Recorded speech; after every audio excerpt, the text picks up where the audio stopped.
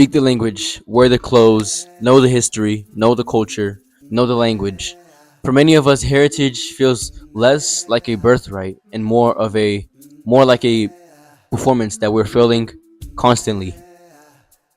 We are told constantly that we are unauthentic by the first generation, and we're called outsiders by the world at large.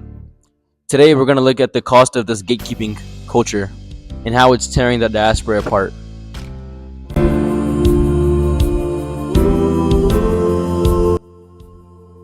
Being part of two different cultures, made me feel like I was in the middle and like I had to keep it balanced.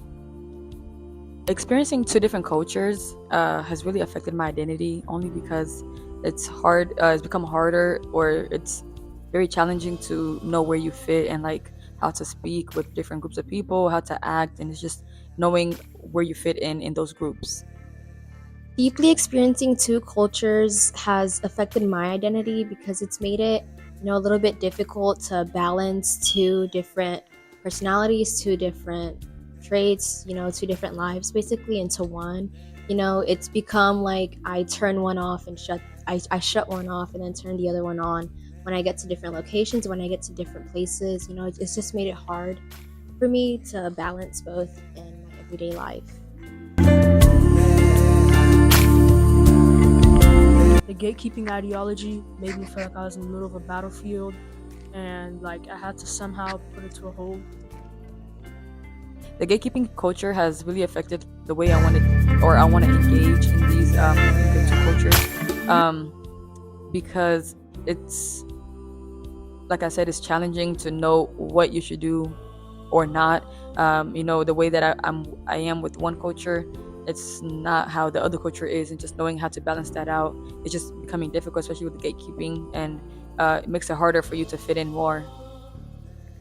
Okay, the gatekeeping of saying like you're not African enough or you're not American enough has kind of, when I was younger, it pushed me away because I felt like instead of being welcomed, I'd become judged, for, not getting things right the first time or, sounding different. So it kind of pushed me towards more becoming of the American side 'cause it's easier to become an American, anyone can become an American. But, with such a niche group, it's kind of harder to fit in when they are gatekeeping. So yeah.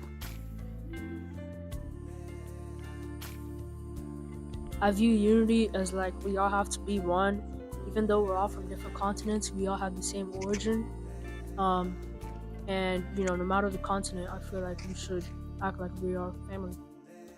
The way I view unity in the black community as a whole, it's not very it's not giving unity. It's very divided. People, the cultures really play a part because some cultures in the black community accept this and others don't, and it's causing very hatred that might come in between the communities and just division. How I view unity in the African or Black communities is that it is more expected, from those communities because they have the same experiences. This last question of how we view unity in the black community is very important to see mostly on the youth's perspective, because this unity is something that's missing in a lot of different cultures, and especially in the black community, in the black culture. And we've heard from our interviewees how they view the unity in the black community as different age groups, as arranged in the video. But now let's hear from a credible source and a well-renowned Pan-Africanist, and he's very also big in the black community. His name is Dr. Umar Johnson. So that's interesting. But nonetheless, we have seen examples of Pan-Africanism, but I'm glad to see that, though, because you're talking about within a single country, the youth are putting their religious differences to the side and they're organizing on a strict platform of Pan-Africanism. We spend so much time asking ourselves, who is African enough or who is American enough, that we've forgotten to ask a simpler question. Why are we fighting over the scraps of an identity of someone else and trying to take it away? A person's heritage isn't just a locked room. It's a foundation to build on. Maybe the path back to our roots doesn't start with a checklist. Maybe it starts with finally coming home to ourselves and knowing who we are. Thank you. Brand new home, far across the river. Can you hear freedom calling, calling me to answer? Gonna keep on keeping on.